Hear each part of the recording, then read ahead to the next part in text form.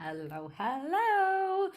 Okay, welcome to the ADVizE Making Our Data Visualizations More Effective mini lecture. I'm Kristen Hunter Thompson. So, Nathan Yao, heard from Nathan earlier in one of our other mini lectures, phenomenal data visualizer. Nathan says the more tools you have in your toolbox, the less likely you're going to get stuck somewhere in the process. So, how can we expand those tools in the toolbox with our data visualizations? Before we get there, here are some bar charts. Which one's a good bar chart and why? Okay, pause, think about that, then come back. So, is it all execution? Is that all that counts? Turns out, when we don't know the data, we respond a lot to the grammar of a graphic. The colors, the size of the bars, the size of the font. These are all super important components, and we're going to talk about those and thinking about kind of how can we go deeper on that grammar, because not everybody's going to know all of our data. We really need to know the data and know that where we are coming from is based on the data. So all of these things that we're going to talk about that relate to the grammar of our visualizations are rooted in our knowledge of our data. It's just that our audience, the users, the viewers of our visualization might not, probably will not have that same knowledge of the data. But it kind of begs the question of thinking about, like, what do we mean by a good visual? Does it grab the user's attention? Is it good if they can read it? Is it good if they understand the main point? Is it good if the user, the reader, remembers and takes away that main point? Or is it all of the above or something else beyond these things? And what's really important to remember is that good means different things to different people and or in different situations. You, as the developer of the data visualization, get to make some decisions and get to decide. Those decisions are based on your desire of who you want to talk to, your desire of what good means to you, and what you are trying to do with that visualization. So let's think about what some of those visualizations are that you might decide on. And recognizing that our priorities of what decisions we make are dependent upon the context. So this is work by Lankow and colleagues thinking about kind of if we want more of an emphasis on comprehension and recognizing that there's only so many minutes in the day, there are only so many minutes in the day, and there are only so many tools and resources that we have, then we're gonna have to sort of, maybe we like lean really hard into comprehension. Retention's important, but not as important as comprehension, and therefore appeal might take a hit. Or maybe we really want the focus to be appeal. And we want people to be invited in, they're like, it's appealing to them to look at, and that they can really understand what they're looking at. So therefore we got to give a little on the retention, how much they will walk away retaining. Or maybe actually retention is more important, so we give a little on the comprehension of what it is. It's not an everything in all extremes at all times. That is not possible. And in fact, we make different decisions across different industries, the way we use our data visualizations, depending on what our priorities are. And that's okay.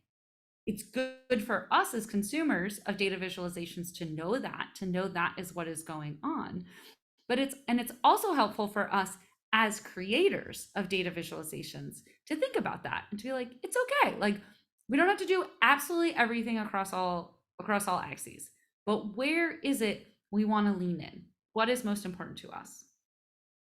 For most of us in the K-12 space, we land on the like understanding what's going on is really important, and retaining that is really important. That's why we use our data visualizations, but maybe not always. And it's good to remember that there are different priorities driving different decisions across different spaces.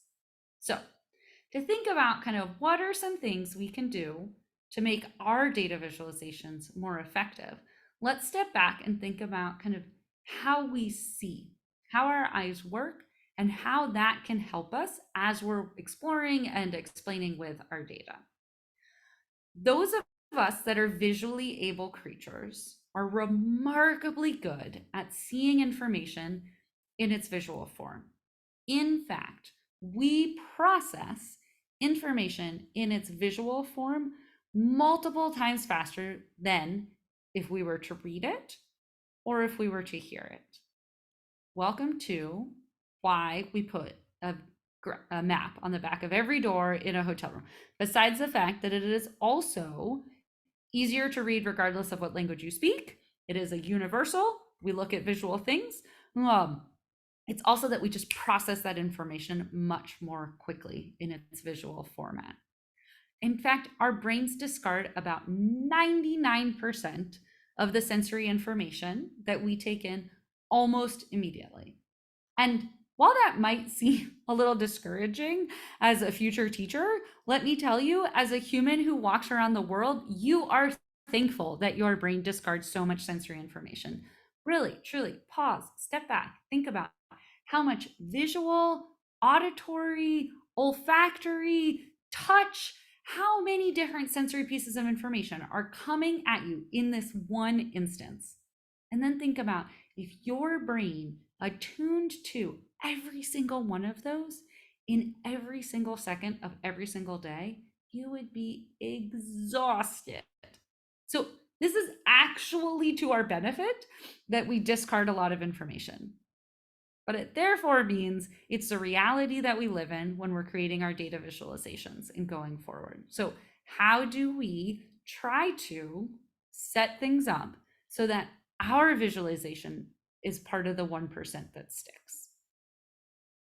So knowing that we discard a lot of information, also we only actually really see a few things at once, and we only retain an even smaller component of that. So what do we retain? What do we actually see and sticks and gets processed by our brain and that we might retain in the next moment? Well, things that stand out. So this green line, that pops at us. That stands out. The fact that it crosses a line, that stands out. Do we have any idea what this means or why this is crossing? Nope. But it still stands out for us. There are, in fact, certain attributes of visual information that our eye catches more than others. A change in length, thank you bar charts, change in width, the orientation, the shape, differences in shapes, differences in size, the hue, the color, that's how we talk about color, or the intensity, or the position.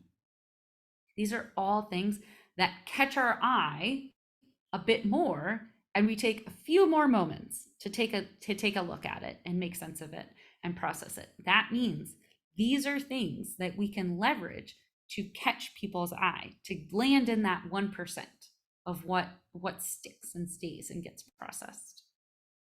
There are a whole suite of things going on in our eyes. And in fact, the Gestalt principles were put out by a group of psychologists in Germany and Austria at the turn of the last century, thinking about, for those of us that are visually able, how is it that we process so much information all at once without our eyes and brains becoming overwhelmed? There are 8 Gestalt principles that are often at play when we are working with data. And the key thing to remember here is that our brain is, or our eyes, excuse me, are taking in the visual information and grouping it and sending that information back to our brain before we have had the time to process, is that grouping relevant to what we are looking at? So quick example, for our proximity principle, many of us see this as a square of 9 yellow dots and 2 triangles of 3 yellow dots, as opposed to 15 yellow dots. The proximity of these in the square shape and these in the 2 triangular shapes means that the majority of us see it in its grouping by proximity, literal proximity to one another. Is that bad? No, Is that relevant? Who knows? But that is something that is coming in and is at play as we're taking in information. Also important to know, so there are those attributes, and then there are these gestalt principles at play that are influencing how our eye takes in information and sends that information back to our brain. And then we, just as humans, are better at looking at some things than other things. So it is easiest for us to understand the position of different things that are aligned along a same scale, or the differences in lengths. That's why we really like bar charts. There are some other things that we're like not as good at looking at. Like, for example, we're not as good at figuring out the position relation to one another when they're not aligned on the same scales, or kind of the direction or the angle or the area. So if you've ever heard anybody talk about how like pie charts can be tricky to understand, it's because we're not very good at figuring out angle or curvature.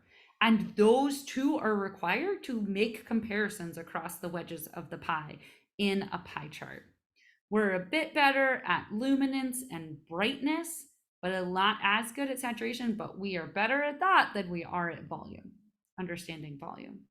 And so thinking about how is this relevant to our data visualizations? Well, if we can align across similar scales, if we can lean into length, if we can lean into kind of brightness and luminosity of our colors, then these are going to be things that are just out of the gates easier for people to understand. When we land into this area of like really relying on people to be able to interpret and understand volume and curves and things like that, it's not that it's impossible. It's just, it's a bit harder. It's a bigger lift for our users to make sense of that and work through that. And it can be helpful to remember that we as humans seek meaning and we desperately want to make connections anytime we are looking at something. So for example, this is a map of Australia that I found years ago. And I have to be honest, I looked at this map and I was like, oh my goodness gracious. I really thought my geography was better. I mean, I know it's not great, but I really thought I had a better sense of Australia. I did not realize there were so many big rivers that ran through the center of Australia. Because what did I do? I looked at the map and I saw blue squiggly lines in the middle of a continent on land. And I thought back to, I made the connection to, oh, other times that I have seen land with blue squiggly lines, those blue squiggly lines indicated rivers or streams or whatever you want to call them. And so I just sought meaning from this map and tried to jump and make that connection. As in, I did not read the legend to find out that the blue lines are natural gas pipelines. So in fact, this is not telling me that there are all these big, huge rivers throughout Australia. Instead, it's telling me new information, which is, oh my word, there are some really big natural gas pipelines going through Australia. But we all do this all the time. We are constantly trying to seek connections and make meaning. So when it comes to our data visualizations, we can use this to our advantage, but we gotta be mindful of some common conventions. In general, we think up is good and down is bad. We think that something that is high should be up and something that is low should be down. We do not like it when we flip the axes. Hierarchies move from up to down, kind of move down the pyramid. And much to the chagrin of everybody, up is north and down is south, even though up is the sky and down is the ground. So these are some common conventions. You can break these conventions.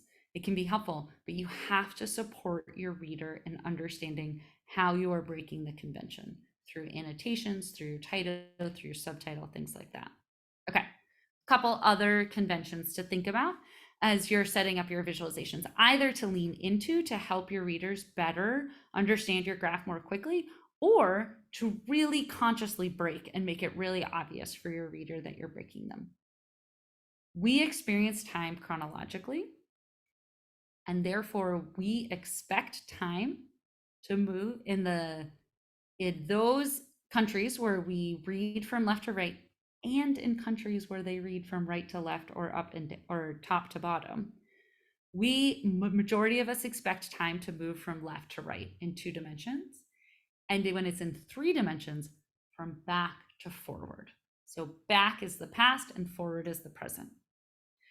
Connected data points indicates that there is a relationship between those two data points. And that if we were to collect data, we would have found something generally in there. And it can be really helpful to think about how we are organizing or plotting our categories. So we can either plot them from one extreme to the other, if that is what's most helpful to think about for communicating what story we want to say with the data. But we can also, maybe it's more relevant to do it alphabetically. It often isn't, but sometimes it is. Oftentimes, the data outputs out of our graphing programs alphabetically, but that isn't necessarily the easiest way to tell the story that we're trying to tell with the data. So thinking about how those data are organized can be really helpful. A great example, these are not categories at the moment. The months are being used on a continuous time frame here with the line chart. But if we were to have these as categories by month, this is a great example of, we do not want our months to be alphabetical. And here, maybe, if these were our data or data were similar, this would be a way to organize them from one extreme to the other, or just, we experience the months January through December. And so that is actually the way that we want the categories to be organized. So thinking strategically about that, rather than just going with the defaults of the graphing program that you're using. Colors can be really helpful to use. And there are a lot of conventions about colors. In many cultures, especially Western cultures, red is negative and green is positive. This is really challenging because many people are red-green colorblind. So really think about that before you lean into the red and green. Red in some cultures is very positive, has a very positive connotation to it. So these are not universals, but common things that you can think about using in your visualizations to make them more effective. Red can often mean hot or active, whereas blue means cold or inactive. In general, lighter colors are often sort of emptier or lower, or sort of considered like less than, or sort of fade into the background, than darker colors, which pop more. If we put things in like colors, so like blues and greens that are all kind of similar in their color palette, then that often indicates that those things are similar to each other. And if we put them in really different colors, red and blue, then we often think of those as, oh, that difference is important. That's a way to communicate the difference. In general, gray recedes to the background and is considered sort of secondary or not as important. Our eye doesn't notice it as much.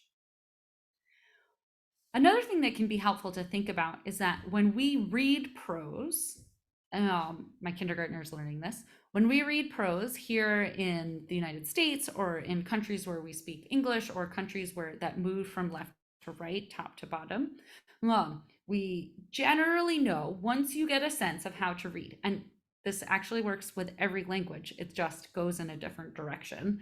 The directionality of the words is how we put them on the page. There's a general order that we read things.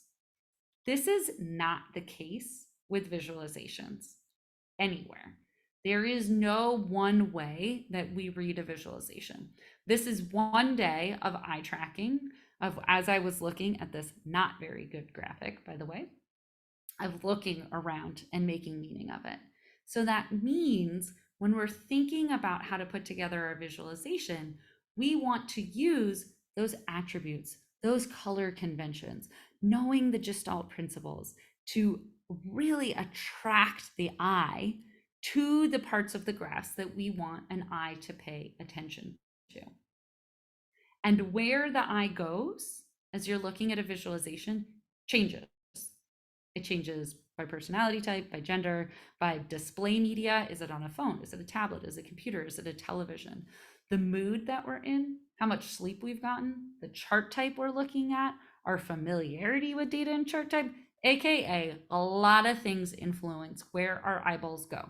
No matter how much we have spent time looking at data visualizations. This is true for our littlest of learners who have not looked at many, all the way up through professionals who spend all day, every day looking at data visualizations. It's not like prose. There isn't one way that our eye goes through things. So we can leverage those attributes that pop in terms of height and width and direction and hue and things like that. We can leverage those color conventions to sort of attract people's eyes to certain parts of our visualization, to try to get into all of this, is to try to be part of that 1% that sticks, that 1% of the sensory information that connects with people. So what are some things that we can do? Well, first, think, right? We talked about this last time. Stop and think before you start to act and create. So, what are you trying to find out or to represent? What are you expecting to see? How would you represent that result? What does that result show? And is your representational use for one for it? So these are questions that we can ask kind of all along that exploratory into explanatory data analysis to think about what is it we're trying to get at as we do it.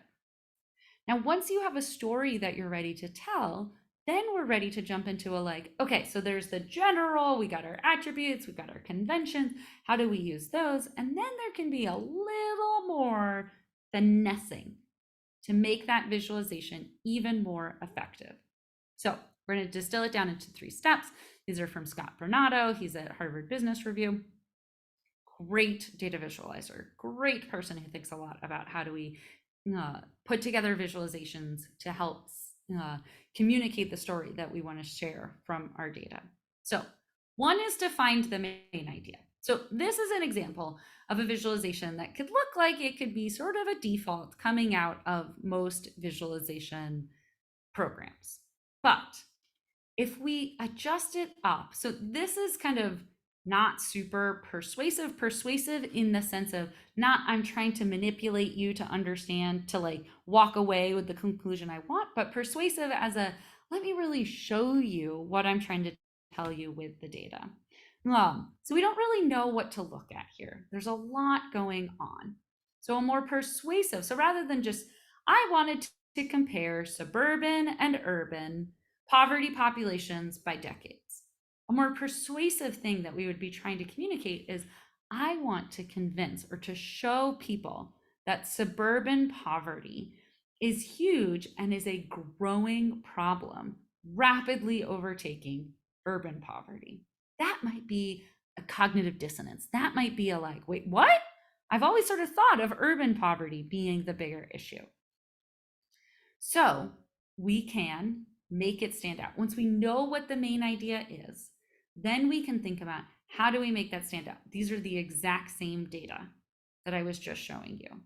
But I've emphasized suburban, it should be labeled here, my apologies, emphasized suburban, sort of de-emphasized urban. So the suburban pops. I've also taken out all the different points by the decades to really get you here's where we were in 1970, here's where we were in 2000, where there was this inflection point, and here we are in 2010.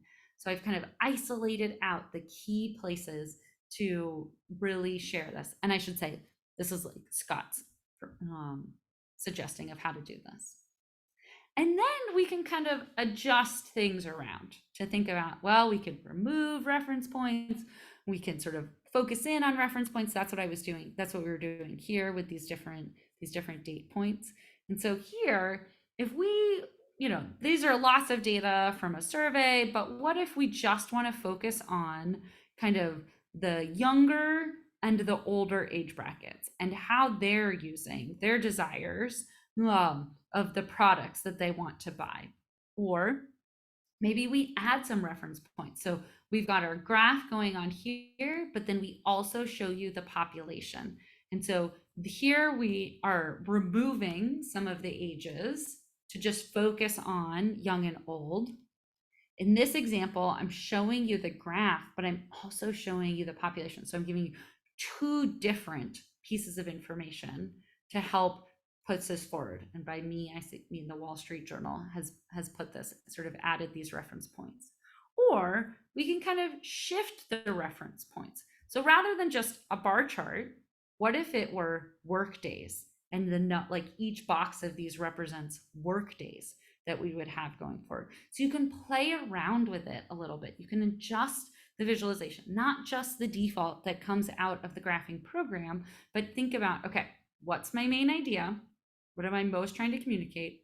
How can I make it stand out?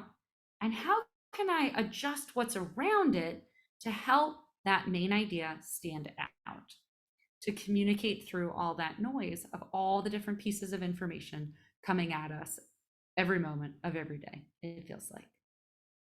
Now, talked a lot about kind of how do we make our visualizations more effective? How can we leverage what's going on in our brains and our eyes and conventions that we have, and how to like design the aesthetics of it to make it pop. And here is where I want to very clearly say, in no circumstance whatsoever should you lie with your data. Nope, never, not at all. Okay. You also do not want to deliberately mislead. Also not okay. Okay. So here, cumulative revenue looks like things are going really great. But actually, if we plot the actual revenue, things are not looking so great for this company. Okay. So you want to think about, like, as you're making all these decisions to make your data visualization more effective, are you teetering on this edge of like deliberately misleading? Wow, I'm having trouble with that word today. Thanks for your patience on that one. This is all based on what the data are, your knowledge of the data, and how to honestly and truthfully represent those data. Okay, that was a lot of different options. The intention was more to kind of give a broad brush strokes of some ways that you can think about making your data visualization more effective. And now you have like a much broader stroke of what data visualizers are deciding for all those visualizations that are coming your way every day. So I encourage you to pause the recording and think about, what is something that resonated with you from this mini lecture? It's exciting, you want to try it, you're like, ooh, that made me think of this thing. And then what was something that surprised you? You're like, that's not what I was expecting. That sort of is different than how I've thought about things from the past. So what resonated? What surprised? Awesome. Thank you so much for participating. And I cannot wait to see what you guys pull together for your data visualizations every step of the way, each of those iterations, and just sort of small tweaks and adjustments and refinements as you're figuring out what story you want to tell, as you're cleaning up the visualization to more clearly communicate what the story is that you're going for and that you're looking for. As always, reach out if you have any questions, and have fun playing with your data.